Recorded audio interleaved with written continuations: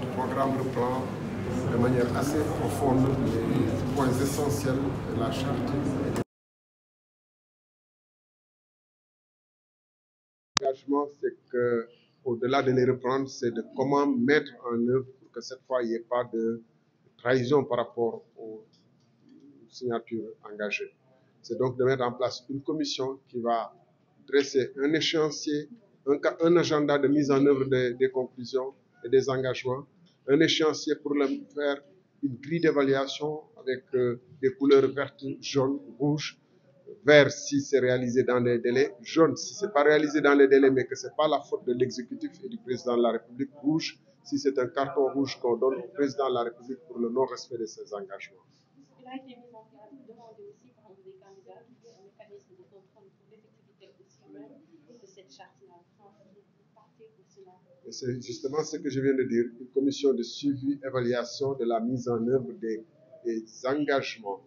Mais au-delà de ça, il faut qu'on s'entende sur le fait que le président de la République, en signant tous les candidats, en signant la charte et les engagements qui sont adjoints, dit qu'il n'est pas un demi-dieu qui doit décider de tout. Et que donc, il s'en remet à un groupe élargi d'experts, de politiciens, de l'opposition comme du pouvoir, et d'experts même peut-être venus de l'étranger, pour proposer des textes consensuels. Il n'a pas à changer ces textes-là en disant je ne suis pas d'accord sur ci, je suis d'accord sur cela, parce que c'est l'esprit dans lequel il a signé les chartes. Donc, tous les candidats doivent s'engager à dire je ne suis pas un président de la République omniscient qui est capable de dire que je refuse ce que la Commission nationale, comme l'a fait le président Macky Sall, ce que la Commission nationale de réforme des institutions m'a proposé parce qu'on ne lui avait pas demandé un avant-projet de constitution. Puis, il sera question pour le président élu de se conformer à ce que la majorité des Sénégalais, des compétences sénégalais,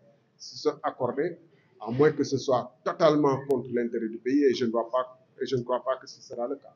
Et vous êtes sûr qu'en appliquant cette charte-là, il sera en mesure d'accomplir ses fonctions de président? Non seulement il sera en mesure d'accomplir ses fonctions de président, parce qu'il n'y a aucun président dans le monde qui exécute ses fonctions librement comme il l'entend sans contrainte. Il y a toujours des contraintes.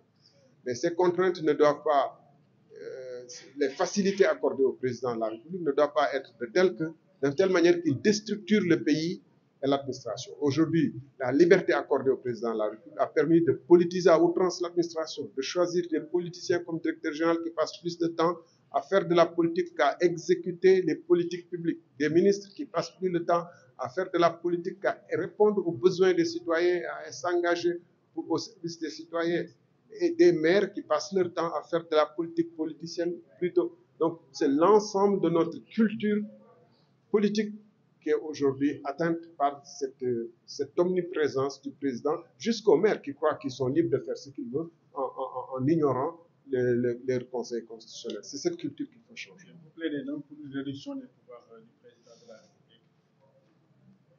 C'est très clair qu'aujourd'hui, le président de la République a la haute main sur la justice. C'est lui qui définit le bureau de l'Assemblée nationale à sa convenance. On l'a vu avec l'Assemblée, le dernier épisode de l'Assemblée. C'est lui qui nomme à pratiquement tous les postes. C'est lui qui peut décider à tel point d'ailleurs que parfois des candidats peuvent se retourner vers lui pour dire qu'ils ont été spoliés par le Conseil constitutionnel, il faut que le président intervienne, alors que le président lui-même n'a aucun pouvoir théoriquement sur le Conseil constitutionnel. Mais c'est dire combien notre mentalité empreinte de ce super pouvoir du président. Ce fait est très dangereux, on l'a vu.